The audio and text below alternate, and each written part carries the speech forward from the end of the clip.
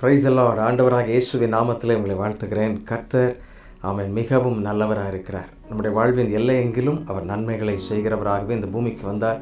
நம்மை அப்படி ஒவ்வொரு நாளும் நடத்தி கொண்டிருக்கிறார். பிரியமானவர்களே, இந்த நாளிலும் கர்த்தருடைய வார்த்தையை கேட்கும்படியாக நாம் இங்கே கூடி வந்திருக்கிறோம். கர்த்தர் நமக்கு உதவி செய்வாராக. இன்றைக்கு உங்களோடு கூட இந்த வேளையில் பகிர்ந்து கொள்ளும்படியாக நான் எடுத்துக்கொண்ட வசனம் உபாகமம் 28:3. உபாகமம் 28:3. நீ பட்டணத்திலும் ஆசீர்வதிக்கப்பட்டிருப்பாய், வெளியிலும் ஆசீர்வதிக்கப்பட்டிருப்பாய். நீ பட்டணத்திலும் வெளியிலும் ஆசீர்வதிக்கப்பட்டிருப்பாய். 2 காரியங்களை இங்கே சொல்லுகிறத பார்க்கிறோம். பட்டணம் என்பது என்ன, வெளி என்பது என்ன?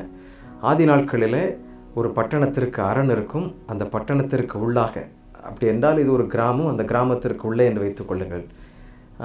அந்த பட்டணத்திற்கு உள்ளாகவும் நீங்கள் ஆசீர்வதிக்கப்பட்டிருப்பீர்கள். அங்கே உங்களுடைய இனஜன பந்துக்கள், சொந்தங்கள் எல்லாரும் இருப்பார்கள். வெளி என்பது வெளிப்புறங்களிலே, வெளி தேசங்களிலே, எல்லைகளிலே இந்த ஆசீர்வாதம் உண்டாயிருக்கும் என்று சொல்லி அங்கே எழுதப்பட்டிருக்கிறத பார்க்கிறோம். ஆனால் இதற்கு சில விதிமுறைகள் இருக்கிறது. இந்த ஆசீர்வாதத்தை பெற்றுக்கொள்ள வேண்டும் என்றால் சில விதிமுறைகளை நாம் நிச்சயமாக பின்தொடர வேண்டும், கையாள வேண்டும். அப்பொழுது தான் இந்த ஆசீர்வாதத்தை நாம் பெற்றுக்கொள்ள முடியும். இன்றைக்கு இருக்கிற அநேக கிறிஸ்தவர்கள் எப்படியாகிலும் ஜெபித்து, அதை ஒரு மந்திரம் போல ஜெபித்து பெற்றுக்கொள்ளலாம் என்று சொல்லி எண்ணுகிறார்கள். பிரியமானவர்களே, தேவன் ஆசீர்வதிக்கிற தேவன் தான். ஆனால் அவருடைய கட்டளைகளை நாம் பின்தொடர வேண்டும், பின்பற்ற வேண்டும் என்பதை மறந்துவிடவே கூடாது.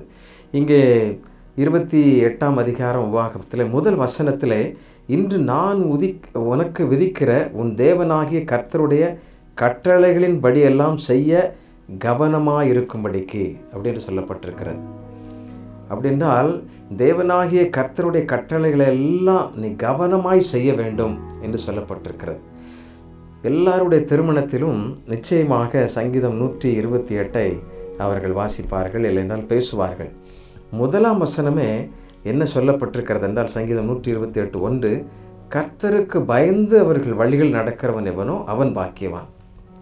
அதுக்கப்புறம் தான் உன் கைகளின் பிரயாசம், பாக்கியம், நன்மை, உன் மனைவியினுடைய ஆசீர்வாதம் என்று, சீயோனுடைய ஆசீர்வாதம் என்று ஆண்டவர் பல்வேறு விதங்களில் பேசுகிறார். அப்படி என்றால் இருதயத்திலே அக்கிரம சிந்தையோடு, இருதயத்திலே தூய்மை இல்லாமல், இருதயத்திலே கசப்பும் காழ்ப்புணர்ச்சியும் வெறுப்பும் பிறரை குறித்து ஒரு பகையான எண்ணமும் வைத்துக்கொண்டு கடவுள் என்னை ஆசீர்வதிக்க வேண்டும், ஆண்டவர் என்னை ஆசீர்வதிக்கவில்லை, நான் ஆலயத்திற்கு செய்ய வேண்டியதெல்லாம் செய்கிறேன், எல்லாம் கொடுக்கிறேன் என்று சொல்லி நாம் நினைப்பது தவறான விஷயம். நம்முடைய ஆத்மாவை அவர் ஆழமாய் கவனிக்கின்றார். இந்த ஆத்மா மிகவும் விலையேற பெற்றது. இந்த ஆத்மாவுக்காக தான் ஒரே குமாரனை அவர் கொடுத்து நம்மை மீட்டு கொண்டிருக்கிறார். அந்த மீட்பு என்பது எல்லோருக்கும் பொருந்தும். அது கிறிஸ்தவர்களுக்கு என்றல்ல, எல்லா ஜனத்திற்காகவுமே அவர் வந்திருக்கின்றார். இந்த மீட்பை நீங்கள் சாட்சியாகவும் காத்துக்கொள்ள வேண்டும். அவருடைய கட்டளைகளின் உடன்படிக்கையிலையும் நீங்கள் கையாண்டு அதில் கவனமாக இருக்கும் பொழுது இந்த ஆசீர்வாதத்தை நாம் பெற்றுக்கொள்ளுவோம் என்பதிலே சந்தேகமே இல்லை. கோல்கேட் நிறுவனத்தினுடைய அந்த அதிபர் அவர் சொல்லும் பொழுது என்ன சொல்லுகிறார் என்றால், 10ல் 1 பங்கை, அதாவது கவனமாக கர்த்தருடைய ஊழியத்திற்கு கொடுக்க ஆரம்பித்தார். எளிமையான ஒரு துவக்கம்தான். ஆனால் வாழ்க்கையில் ஒரு பெரிய மாற்றத்தை அவர் பார்க்கின்றார். பின்பு என்ன செய்ய ஆரம்பிக்கின்றார்? அவருடைய வருமானத்தின் அந்த 10ல் 1 பங்கல்ல 2 பங்காக மாற்றுகின்றார். மீண்டும் வருமானம் அதிகமாகுகிறது. உலகமெங்கும் வெளியிலும் அந்த ஆசீர்வாதத்தை பார்க்கின்றார். 10ல் 9 பங்கை கொடுக்க ஆரம்பித்து விட்டார். 1 பங்கை வைத்துக்கொண்டு அவருடைய பிஸ்னஸை நடத்துகின்றார். இன்னைக்கு மிக பிரம்மாண்டமாய் உலகமெங்கும் அவருடைய வியாபாரங்கள் செழித்திருக்கிறது. நீங்களும் அதை குறித்து அறியாதவர்கள் அல்ல. கோல்கேட் உங்கள் வீட்டில் கூட இருக்கலாம்.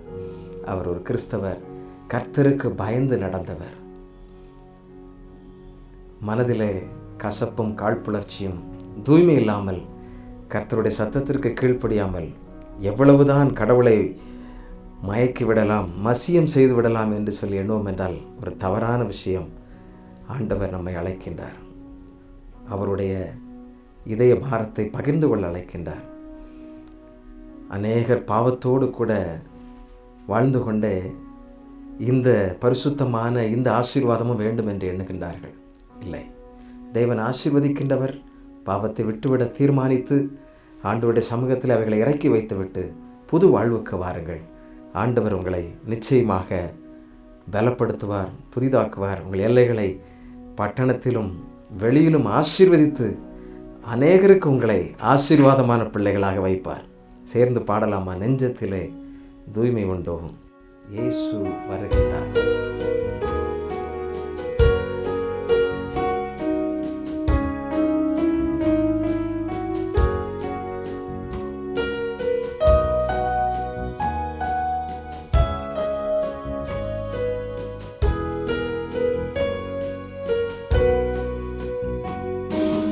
நெஞ்சத்திலே தூய்மையுண்டோ, இயேசு வருகின்றார். நொறுங்குண்ட நெஞ்சத்தையே இயேசு அழைக்கிறார். நெஞ்சத்திலே தூய்மையுண்டோ, இயேசு வருகின்றார். நொறுங்குண்ட நெஞ்சத்தையே இயேசு அழைக்கிறார். வருந்தி சுமக்கும் பாவம் நம்மை கொடிய இருளில் சேர்க்கும். வருந்தி சுமக்கும் பாவம் நம்மை கொடிய இருளில் சேர்க்கும். செய்த பாவம் இனி போதும், அவர் பாதம் வந்து சேரும். அவர் பாதம் வந்து சேரும். நெஞ்சத்திலே தூய்மையுண்டோ, இயேசு வருகின்றார். நொறுங்குண்ட நெஞ்சத்தையே இயேசு அழைக்கிறார். நாம் ஜெபிக்கலாமா? அன்பின் ஆண்டவரே, இந்த அருமையான வேளைக்காக நாங்கள் உமக்கு நன்றி செலுத்துகிறோம், துதிக்கிறோம். நீர் கொடுத்திருக்கிற அந்த ஆசீர்வாதத்தை பெற்றுக்கொள்ள ஆண்டவரே, உம்முடைய கட்டளைகளை கைக்கொள்ளவும் அதன்படி நடக்கவும் எங்களுக்கு வேண்டிய ஞான இருதயத்தை நீர் தாரும் அப்பா. உலகம் இருக்கின்ற விஷயங்களை நாங்கள் ஒருபோதும் எங்களை வலிய ஒப்பு கொடுத்து விடாதபடி உம்முடைய செல்ல பிள்ளைகளாய் உம்முடைய ஆண்டவரே அன்பின் கட்டளைகளுக்கு கீழ்ப்படிந்தவர்களாய் நடக்க எங்களை அர்ப்பணிக்கிறோம் சுவாமி. எங்களை ஏற்றுக்கொள்ளும். அந்த தெய்வீக சுக வாழ்வு எங்களுடைய குடும்பத்தில் எப்பொழுதும் உண்டாயிருக்கட்டும். நீர் விரும்புகின்ற அந்த பரிசுத்தமும் நீர் எதிர்பார்க்கின்ற ஆண்டவர் எல்லா தூய்மையிலும் நாங்கள் உண்மையாக இருக்க எங்களுக்கு உதவி செய்வீராக. எல்லா எல்கைகளிலும் உம்முடைய பிள்ளைகள் இந்த ஆசீர்வாதத்தை பெறட்டும் ஆண்டவரே.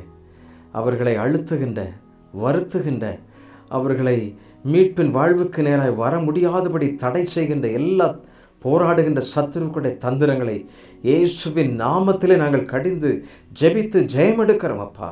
சர்வ வல்லவர் உம்முடைய பிள்ளைகள் ஒவ்வொருவரையும் நீர் காத்துக்கொள்ளுவீராக. ஆமென். இந்த பூமியிலே அவர்கள் சமாதானத்தையும் நன்மையும் ஆசீர்வாதத்தையும் காணட்டும் அப்பா. மெய்யாகவே உம்முடைய பிள்ளைகளாய் அவர்கள் தொடர்ந்து சாட்சியாய் நிற்கட்டும். நிறையவர்களை ஆசீர்வதியும், நன்மையான காரியங்களை தொடர்ந்து செய்யும், பலப்படுத்தும். இயேசுவின் நாமத்திலே கேட்கிறோம் நல்ல பிதாவே. ஆமென், ஆமென். Thank you. God bless you.